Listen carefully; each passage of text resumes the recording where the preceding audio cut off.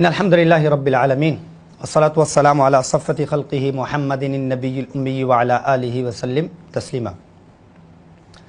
آقا دو جہاں صلی اللہ علیہ وسلم جب مدینہ المنورہ میں تشریف فرما ہوئے 16 یا 17 ماہ تک آپ صلی اللہ علیہ وسلم نے بیت المقدس کی طرف منہ کر کے رخ کر کے نماز ادا فرمائی، اور آپ صلی اللہ علیہ وسلم کی اندر کی جو چاہت تھی وہ بڑی بہترین تھی کہ اوپر کو آسمان کی طرف یوں رخ فرمایا کرتے تھے، اور دل میں ایک چاہت تھی کہ قبلے کی تحویل کے لیے اور قبلے کے رخ کو موڑنے کے لیے حکم آ جائے کہ مسجد حرام، کیونکہ ان اول بیت وضع للناس للذی ببکہ، کہ اول بیتن جو ہے وہ کہاں پہ ہے؟ مکہ المکرمہ میں ہے۔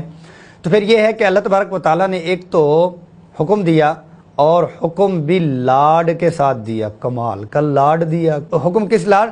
قد نرا تقلب وجہک فی السماء۔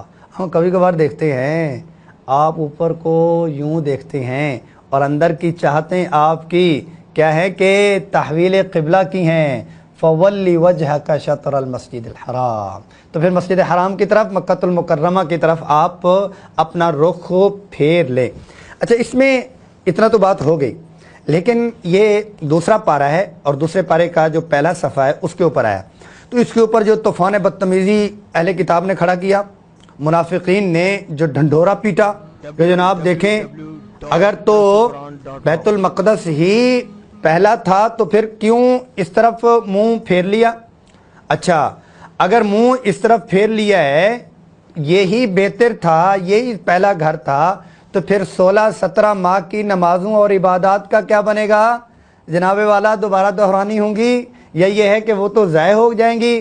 تو اللہ تبارک و تعالیٰ ان اللہ لا یضیع کے ساتھ فرما دیا، اس کی بھی آپ ٹینشن نہ لیں، تفصیل کے ساتھ پورا پاؤ یہ اس چیز کے اوپر نکلا، ادھر سے ان کی بات، ادھر سے ان کی بات، ادھر سے ان کی بات، سیقول السفہاء من الناس۔ تو اللہ تبارک و تعالیٰ نے فرمایا کہ بے وقوف لوگوں کا ہی کام ہوتا ہے۔ آگے اللہ تبارک لیس البر ان تولوا، تو اللہ تبارک و تعالیٰ نے یہ بتلا دیا کہ جناب ایک حد تک سمجھنے سمجھانے کا دورانیہ ہونا چاہیے، باقی ان کو خلی ولی کر دیں، باقی ان کو ایک طرف وَأَعْرِضْ عَنِ الْجَاهِلِينَ کر دیں۔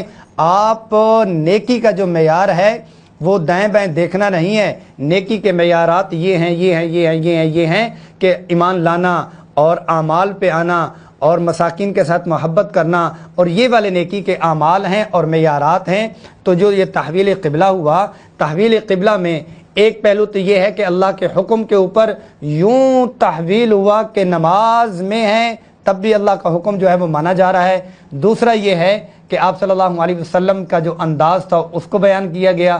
تیسرا یہ ہے کہ جب احکام کے اوپر عمل کیا جائے ایک حد تک، ایک لیمٹ تک، تو اس کو سمجھنے سمجھانے کا دورانیہ ہوتا ہے، بعد میں اپنے مقصد میں ہی لگ جانا ہوتا ہے۔